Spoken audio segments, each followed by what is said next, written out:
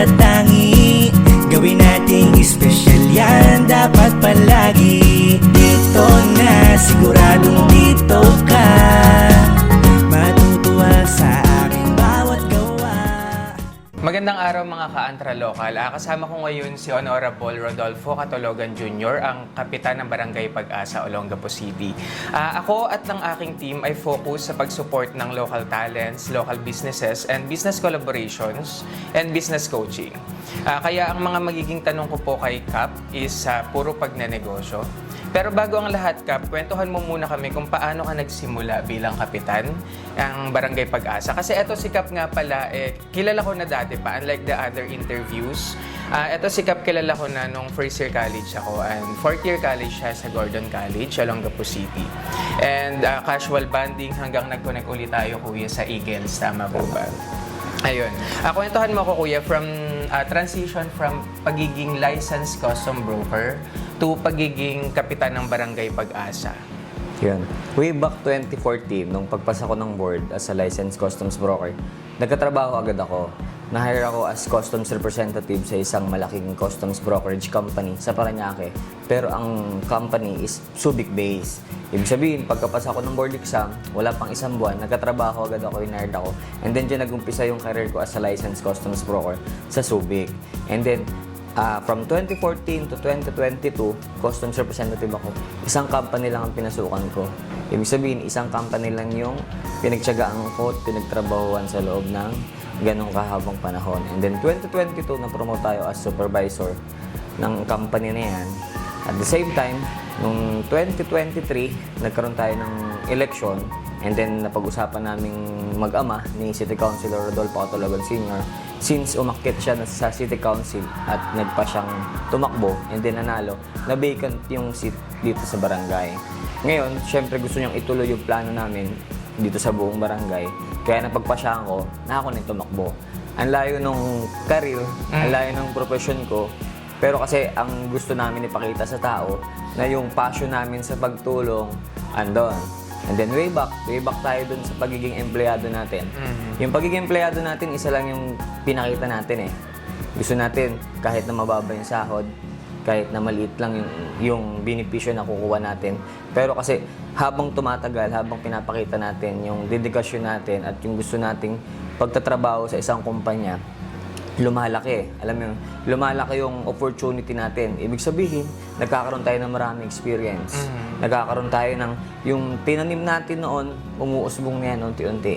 Ibig sabihin, yung mga natutunan natin, yung mga nakita natin sa industry, at the same time, yung mga diskarte natin sa pagtatrabaho, na-adapt natin yan.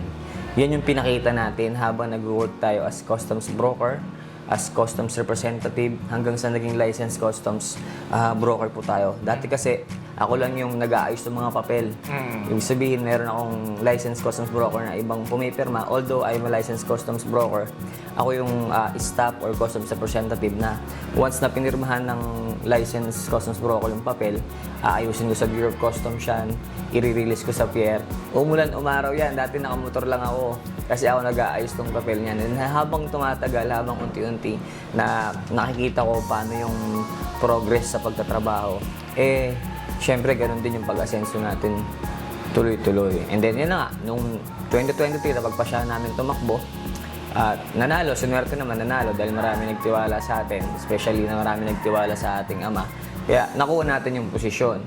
Ngayon, habang nandito na tayo, pinakita natin na kaya natin. Honestly, wala nagturo sa akin eh. Kumbaga, since alam naman natin paano maglakad mag-isa. Although, ginaguide tayo unti-unti. Pero yung pag-manage at the same time, yung pagplano dito sa buong barangay, honestly, ako lang. And then, syempre, may mga katulong akong council dito sa aking barangay. Kaya, kung makikita mo yung progreso, tuloy-tuloy. And then, kung makikita natin, marami ng plano, marami kaming sa loob ng 2 taon, marami kaming mga nagawa dito sa barangay namin. Kaya, may pagmamalaki natin na yung narating, palayo na ng palayo. Tapos, yung career natin, nai-adapt natin dito eh. Naipapakita natin sa tao kasi since kapag galing tayo sa corporate business kasi, we value our client, di ba? Yes. Yun yung gusto natin ipakita sa kanila na once pag sinabi ng client, we want our shipment release today. Kailangan namin ilabas yan ngayong araw na to. Kaya yun yung pinapakita namin dito sa Barangay Pag-asa.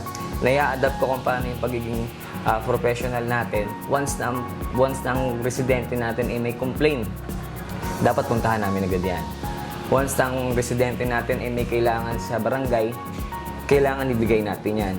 Minsan tumatawag ang isang residente, Kap, Saturday ngayon, Kap, Sunday ngayon. Kailangan namin ng clearance kasi tomorrow babiyahe kami para mag-apply. Kami nag-a-adjust. Binibigay namin sa mga residente namin kung paano yung serbisyo at the same time kasi binabalyo natin sila.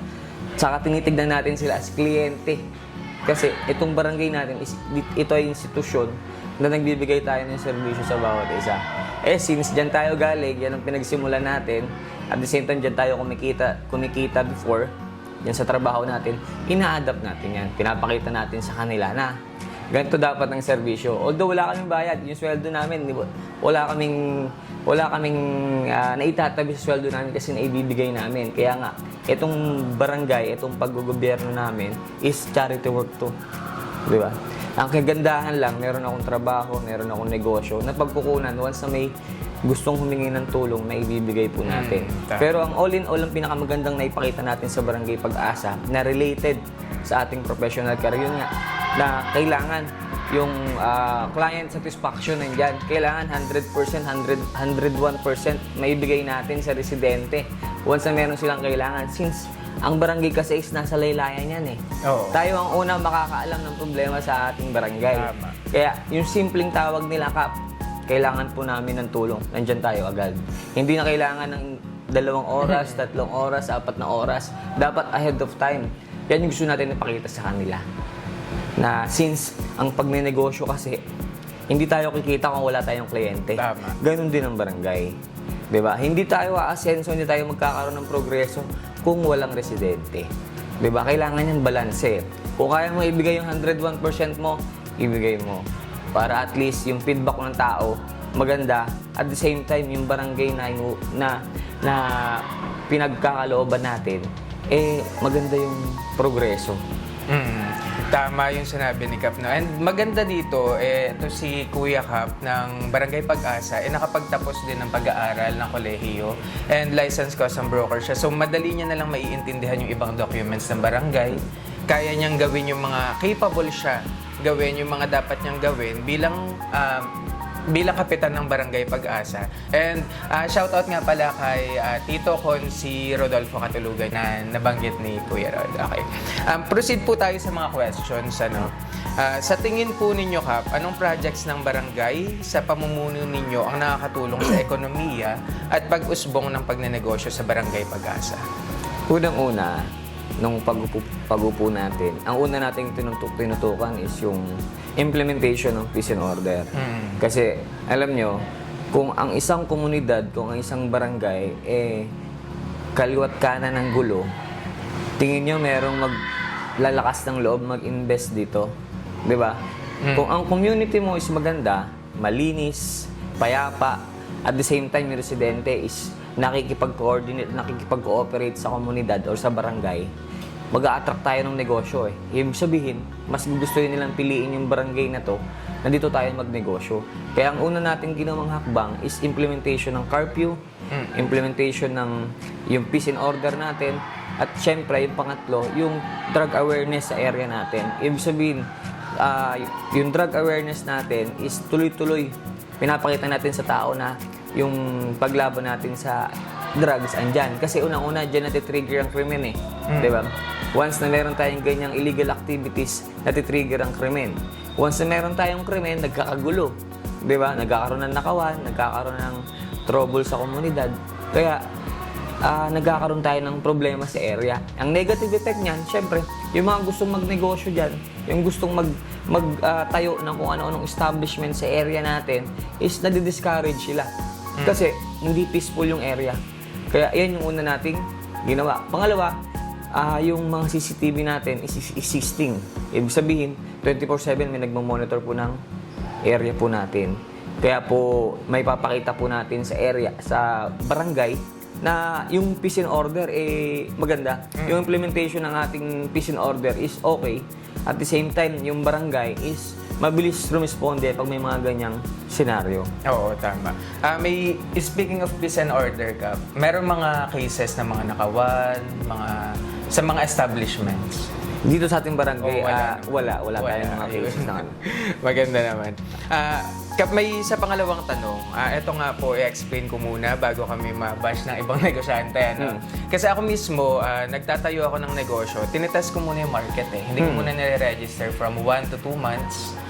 Tinitest ko muna kung parang, okay ba to? Yung plano ko, yung idea ko. Kasi pag na-register ko, syempre wala na atrasan. I-close ko na naman yung mga permits, mga ganyan. Ngayon, ang pinakatanong ko po is, may mga action po ba tayong ginagawa naman para sa mga gustong magnegosyo? Yung mga walang permits, paano po natin sila magaguide sa tamang pagnenegosyo? Hindi po namin ini-invalidate yung idea na simulan natin ng maliit.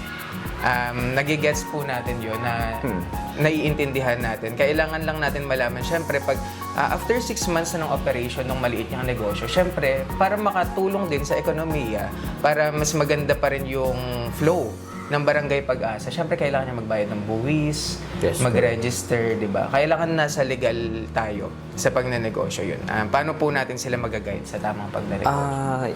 Pagdating kasi sa mga establishment, yung mga maliliit, especially meron po tayong mga establishment sa ating palengke, automatic nagre-request sila agad ng renewal. Pag renewal, pupunta sila sa barangay for the business clearance endorsement into the business permit. Yun kasi ang proseso natin. Ngayon, kung ang tinutukoy mo yung regarding sa mga hindi nagpaparegister, tama ba? Tama. Hindi kasi natin sila saklaw. Ibig sabihin, hindi natin sila agad malalaman. Ibig sabihin, hindi namin alam kung nag-renew ba. Kasi kung may 100 kaming establishment, depende lang kami sa pupunta rito para mag-submit ng endorsement papunta ng business permit. Yun lang kasi ang ano namin. Ngayon, kung ang tinutukoy mo, paano sila mag-guide para sa tamang yun. Lagi namin silang ini-inform na dapat mag-renew tayo, dapat mag-request tayo ng business permit natin para at least hindi sila maabala. Once na nagkaroon ng inspection ng business permit, hindi sila magkaroon ng problema kasi ini-inspect sila isa-isa. Pagdating sa business permit natin, city ang nagre-regulate. Ang trabaho lang ng barangay is kapag meron gustong magnegosyo, endorsement lang kami. Once na meron kang DTI or any permit, yun yung sasubmit namin. Endorsement into the city and then city nang sa kanila kung anong babayaran nilang necessary payment. Okay. Tama. And yung mga nag-audit naman para sa mga existing businesses is BIR naman or tax mapping. Para ma-check din natin kung nagbabayad ba ng buwis yung mga negosyante natin. Ano naman pong maipapayo nyo sa mga taga-Barangay Pag-asa na gustong magsimula ng negosyo? Dito kasi, since barangay nga, kami ang nakakakita ng problema sa ating area, alam niyo, in-encourage namin yung maliliit na mga negosyante. Yung mga gustong mag-vendor, gustong magtinda na kung ano-ano. Diyan magsisimula kasi unang-una, maliit lang yung puhunan na gagamitin nila. And then, yung barangay namin, gaya ng sabi ko, willing kaming tumulong sa kanila kung ano yung pwede namin maitulong. Kung hindi nyo na itatanong, meron kami mga livelihood project dito sa aming barangay. This is planned and coordinated by our committee chairman, si Kagawa J. Daduya. Siya nag-handle ng mga to. Meron kaming puhunan package para sa aming mga residente. Ibig sabihin, kung meron kami nakikita rito ng mga gustong mag-start ng mga negosyo, kahit yung mga simpleng fishball, tindahan, and then indigent, meron kaming financial assistance sa kanila. Ayun. And then, maganda. meron kaming startup package sa kanila para at least paikutin mo to, simulan mo, and then pag lumago, makita namin yung progreso. Nung una naming project ni Kagawa Jace and then the council, parang around 30 individual lang nabigyan namin. And then nakikita namin sila tuloy-tuloy yung negosyo nila. And then this month, we're planning na magkaroon ulit ng second batch para at least may tulong din kami. Yung mga ganong simpleng initiative, kasama ng council namin, gusto namin makita yun ng tao na we are willing to help them kahit na maliit yung puhunan, pero kasi ang titignan nila doon yung effort ng barangay na maisip namin na meron kaming gantong plano. And then nasa sa kanila na lang kung paano nila tatanggapin yun, at the same time kung paano nila palalaguin yun. Yun yung sa mga maliliit. And then yung mga ibang malalaking negosyo, syempre, ang una naman natin sa kanila, yung mga kagaya nating negosyante, alam natin kung paano magpatakbo ng negosyante ng negosyo ng tama. Kaya alam din natin kung paano tayo magkakaroon ng problema at kung paano na may maitatama yung mga yan. Tama. Siyempre, kailangan mag-guide natin sila. Hindi kasi maraming business livelihood projects na nag-fail. It's because yung assistance naman or knowledge dun sa mga gustong magsimula ng negosyo is hindi natututukan. Tama. So, binibigyan lang nila, ito pang negosyo nyo, hindi naman tinuturo kung paano naman magnegosyo, di ba? Ang maganda dito is si Cap mismo ay negosyante. Kaya may isasabi niya kung paano yung tamang pagnenegosyo, paano natin ma-manage, paano maiwasan yung pagkalugi. Ayun. Nasabi nyo na, Cap, na itong last question kasi natin is meron ho ba tayong kasalukuyang planong ginagawa o nakalatag na plano para na mas umusbong pa ang mga negosyo sa Barangay Pag-asa? Nasabi nyo na po yung isa, yung livelihood projects. Meron pa ho bang... Aside from, yun nga, gaya na sinabi natin kanina, aside from livelihood project natin, and then lagi tayong nagkakaroon ng mga trainings. Meron tayong mga nakaabang na mga trainings sa kanila. Simple bartending, basic electrical, yung okay, sa NC... housekeeping. Aside from the city, meron kaming sariling initiative with the council sa livelihood natin. Dahil gusto nga namin, syempre, yung mga nagnenegosyo kasi, may mga background yan. Ibig sabihin, kung ang field ko is customs broker, hindi ako magnenegosyo ng restaurant agad. Diba? Ibig sabihin ko, ano yung gamay ko, doon ako magpo-focus. Ganun yung pinapakita namin sa kanila na we are willing to teach them kung ano yung pwede namin maituro sa kanila, kung ano yung mga livelihood trainings na pwede natin ibigay sa kanila para at least magkaroon sila ng idea and then ma-master nila yon.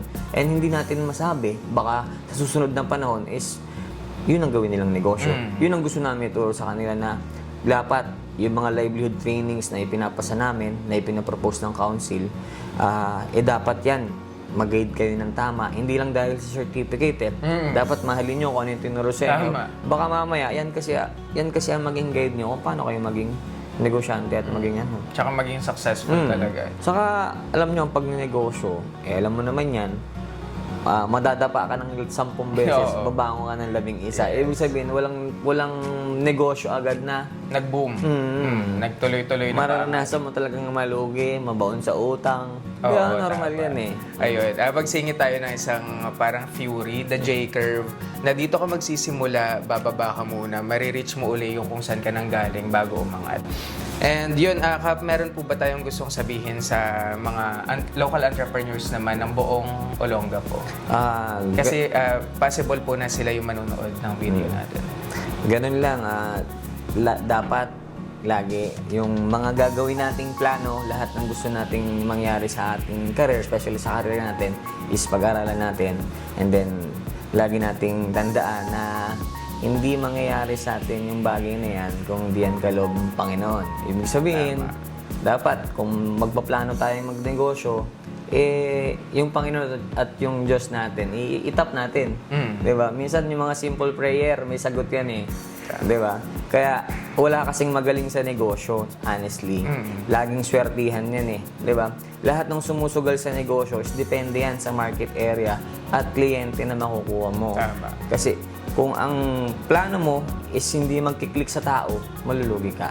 Kaya dapat pag-isipan mo maigi, pag-aralan, at the same time, samahan mo ng lakas ng loob. Yun talaga. Yun nga yung sa nakaraang interview namin, lakas ng loob lagi yung sinasabi ng mga tao. Kasi kung wala kang lakas ng loob, hindi mo mapupush talaga. Hindi mo matatapos yung negosyo mo. Tama. Ayun. Once again, I am Alvin Factura from Entra Local PH at kasama ko ngayon si Kuya Honorable Rodolfo Catalogan Jr. na ang kapitan ng Barangay Pag-asa. Kuya, thank you sa time.